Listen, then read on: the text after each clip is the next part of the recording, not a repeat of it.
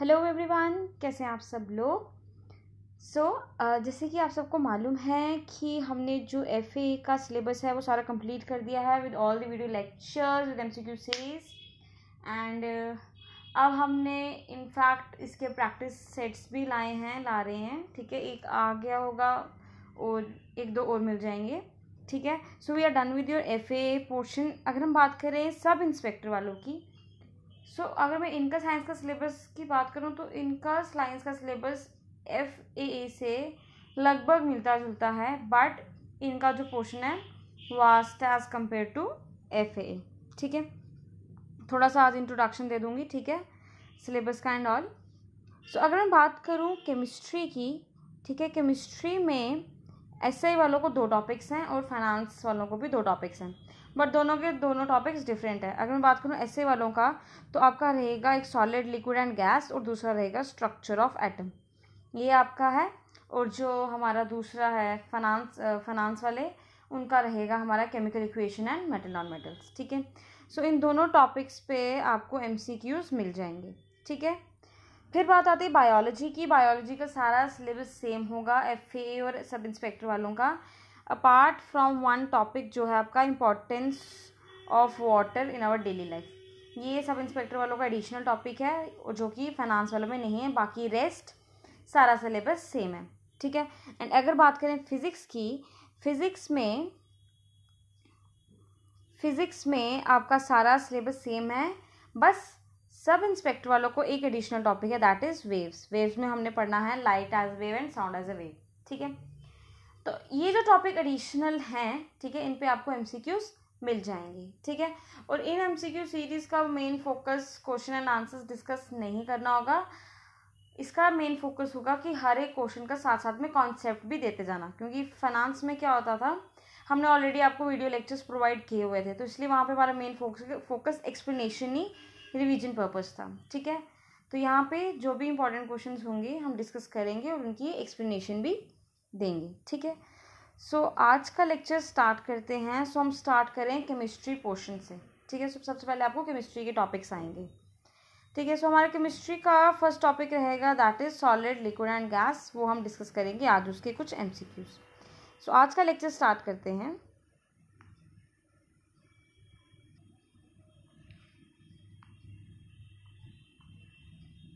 ये first question is a crystalline solid. ठीक है, क्रिस्टलाइन सॉलिड जो है वो क्या है। ठीक है, हमें अकॉर्डिंग डेफिनेशन तो पता है, बट ऑप्शंस के अकॉर्डिंग देखते हैं कि हमें किस वे से आंसर करना है। Option A says changes abruptly from solid to liquid when heated, has no definite melting point. Option C is undergoes deformation of its geometry easily, and option D is has irregular 3-dimensional arrangements. ठीक है, आपको बताना है कि इसमें से क्या right option रहेगा। You can mark your answer, and the right answer is option number A, changes abruptly from solid to liquid when heated. Crystalline solid basically हमारा वो सॉलिड होता है जिसमें जो पार्टिकल्स हैं, जो मॉलिक्यूल्स हैं, वो क्या होते हैं, एक डेफिनेट पैटर्न में क्लोजली क्या होते हैं, अरेंज्ड होते हैं एक दूसरे के साथ। ठीक है, क्या होता है, एक डेफिनेट पैटर्न में क्लोजली अरेंज्ड होते हैं। ठीक है, अगर वो डेफिनेट पैटर्न में अरेंज्ड हैं तो इट मीन्स उसका हमेशा डेफिनेट मेल्टिंग या बॉइलिंग पॉइंट होता है। ठीक है, when heat is given to it, solid converts into liquid. ठीक है, it इधर लिखे अंडरगो डिफॉर्मेशन, जबकि उसके जो पार्टिकल्स जो हैं क्लोजली पैक्ड होने की वजह से उसकी जो ज्योमेट्री है वो इजीली चेंज नहीं होती, मीन्स उसकी शेप चेंज नहीं होती, और उसकी रेगुलर 3-डायमेंशनल अरेंजमेंट होता है। इरेगुलर नहीं होता, रेगुलर 3-डायमेंशनल होता है। वो हमारा क्या होता है, क्रिस्टलाइन सॉलिड। इन ऑप्शंस के अकॉर्डिंग क्रिस्टलाइन सॉलिड हमारा कौन सा हो जाएगा, option number A, changes solid to liquid when heated. Question number 2 is conversion of a liquid to a gas is called. ये मैंने आपको लास्ट टाइम जिन्होंने पंचायत अकाउंट असिस्टेंट का पेपर दिया होगा उनको मालूम होगा, मैंने ये टॉपिक आपको करवाया था। आई गेस केमिकल रिएक्शन या chemical physical change and chemical change आपको कोई टॉपिक था, उसमें मैंने आपको सारा बताया था कि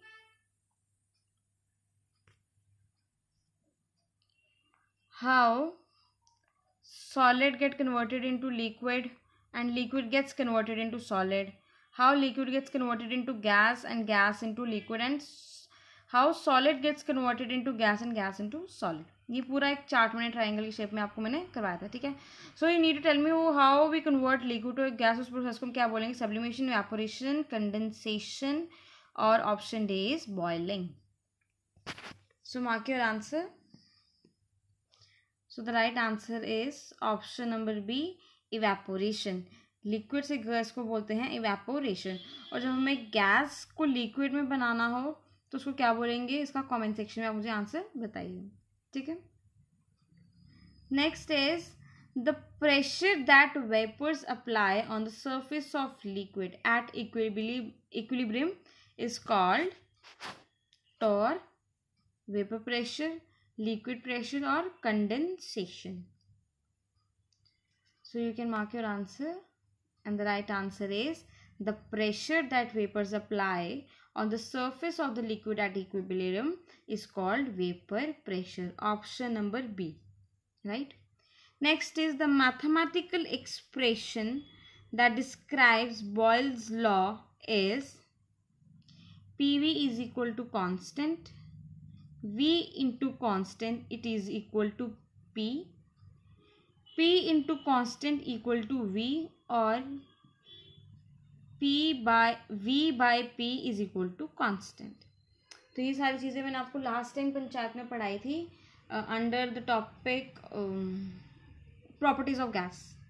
उसमें मैंने हम सारा पढ़ा था प्रॉपर्टीज गैस की एंड ऑल लॉज जितने भी थे. उसमें हमने बॉयल्स लॉ पढ़ा था, चार्ल्स लॉ, गैस क्लोजेंस लॉ, आइडियल गैस इक्वेशन. तो इसके बारे में सॉलिड लिक्विड एंड गैस में गैस वाला पोर्शन आप वहाँ से कर सकते हो. इनफैक्ट मैंने सॉलिड लिक्विड का भी कॉन्सेप्ट मैंने थोड़ा सा वहाँ पर दिया हुआ है, ठीक है. सो अगर आपको याद हो, Boyle's law says that at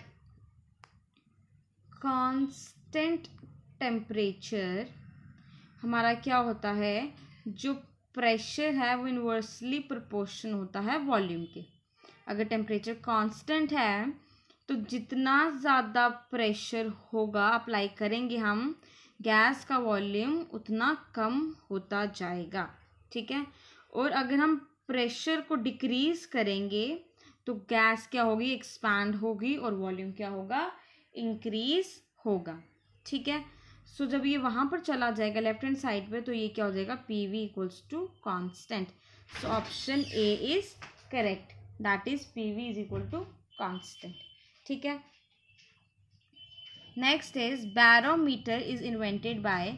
जो बैरोमीटर था उसको किसने इन्वेंट किया था? A Galileo, B Robert Boyle, C Charles, या D Torricelli. So you can mark your answer, and the right answer is option number D, Torricelli. उसने क्या किया था? बैरोमीटर इन्वेंट किया था. And why barometer is use? So barometer is used to measure your atmospheric pressure, ठीक है. Atmospheric pressure को major करने के लिए हम बैरोमीटर यूज करते हैं. एयर प्रेशर बोल दो, एटमॉस्फेरिक प्रेशर बोल दो, ठीक है. Next is if the temperature of any gas is increased.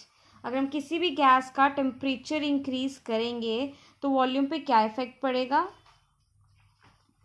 Option A volume increase होगा, ऑप्शन बी वॉल्यूम डिक्रीज होगा, option C remains the same, और option D none of the above, ठीक है. सो सबसे पहले आपको गेस करना है, ये तो आप बता दोगे, तो ये भी आपको पता होना चाहिए कि कौन सा लॉ ये बताता है, उसके बारे में भी आपको मालूम होना चाहिए कि टी और वी के बीच में जो हमारा रिलेशन है वो किसने दिया था. सो बेसिकली ये रिलेशन दिया था चार्ल्स लॉ ने. देखो बॉयल्स लॉ भी हमारा कवर हो गया इसमें, चार्ल्स लॉ भी. चार्ल्स लॉ ने बोला था एट कांस्टेंट प्रेशर होता क्या है, जो वी होता है डायरेक्टली प्रोपोर्शन होता है टेम्परेचर की, ठीक है. जैसे जैसे आप टेम्परेचर बढ़ाते जाओगे गैस एक्सपैंड करती जाएगी, मीन्स वॉल्यूम इंक्रीज होता जाएगा. जब टेम्परेचर डिक्रीज करोगे वॉल्यूम भी क्या होगा? डिक्रीज होगा. सो ये किसने बताया था? चार्ल्स लॉ ने. So when temperature of any gas increase it volume also increases. So option A is correct. Next is which of the following property of water can be used to explain this spherical shape of rain droplets. जो water का spherical shape होता है वो कौन सी property of water है जिसे पता चलता है? Option A is viscosity, option B surface tension, option C is critical phenomena, option D is pressure. So why water droplet looks spherical in shape? Reason being because of its surface tension. Surface tension की वजह से क्या होता है, जो water होता है, जो उसका वाटर ड्रॉपलेट होता है बेसिकली, वो क्या होता है हमारा स्फेरिकल होता है इन शेप। तो और राइट आंसर है इसका ऑप्शन बी। जो विस्कोसिटी होता है बेसिकली वो होता है कि जो वाटर के पार्टिकल्स हैं उनके बीच ये रेजिस्टिव फोर्स होती है, ठीक है। सो वो वैसे ही बता रही हूँ कि विस्कोसिटी का कॉन्सेप्ट, बट इसका आंसर ऑप्शन बी है, ठीक है। Next is as the temperature increases the average kinetic energy of molecules increases. What would be the effect of the increase of temperature on pressure provided the volume is constant? अब इस case में क्या है, volume constant है और आपको बताना है टेम्परेचर और प्रेशर का क्या रिलेशन है, ठीक है। ए इंक्रीज होगा, ठीक है, हमें बताना इंक्रीज ऑफ टेम्परेचर से इंक्रीज ऑफ टेम्परेचर से हाँ प्रेशर पे क्या इफेक्ट पड़ेगा, वॉल्यूम कांस्टेंट है, ठीक है। सो इंक्रीज करने से टेम्परेचर, प्रेशर इंक्रीज होगा, प्रेशर डिक्रीज होगा, या प्रेशर सेम रहेगा, या फिर प्रेशर हाफ हो जाएगा। In this case volume is constant, ठीक है। तो हम रिवाइज कर लेते हैं। बॉयल्स लॉ में volume is constant, Boyle's law में temperature is constant and P is inversely proportional to V, ठीक है। If I talk about Charles law में pressure is constant and volume is directly proportional to T temperature, ठीक है। So this statement actually talks about Gay-Lussac's law in which volume is constant and pressure is directly proportional to temperature. अगर volume constant है तो pressure के increase होने पे temperature क्या होता है, इंक्रीज होता है। सो इन दिस क्वेश्चन उन्होंने क्या बोला है, effect of increase of temperature on pressure. तो अगर टेम्परेचर इंक्रीज हो रहा है तो प्रेशर भी क्या होगा, इंक्रीज होगा, ठीक है। So your option A is correct, ठीक है। Next is what is the SI unit of pressure. Pressure की SI यूनिट क्या है, पास्कल, न्यूटन सेकंड पर मीटर स्क्वायर, किलो पर मीटर स्क्वायर सेकंड, या फिर न्यूटन पर metre. So you can mark your answer and the right answer is that the SI unit of pressure is Pascal। Pressure का unit होता है हमारा pascal, ठीक है। Next is increase in kinetic energy can overcome intermolecular force of attraction. How will the viscosity of liquid be affected by the increase in temperature. So if we increase the temperature तो जो viscosity है liquid की, जो intermolecular force of attraction है, ठीक है, liquid की viscosity जो है उस पर क्या इफेक्ट पड़ेगा।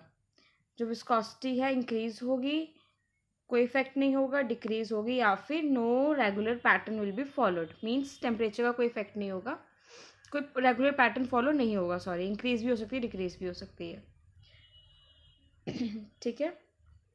सो याद रखना whenever we increase the temperature तो जो इंटरमोलिकुलर फोर्स क्या होगा, जो पार्टिकल्स है, जब हम सपोज ये गैस है, ठीक है, टेम्परेचर हमने इंक्रीज किया, उनसे एनर्जी मिलेगी और वो क्या होंगे, दूर दूर जाएंगे। सो जब वो दूर दूर जाएंगे इंटरमोलिकुलर फोर्स ऑफ अट्रैक्शन कम होगी।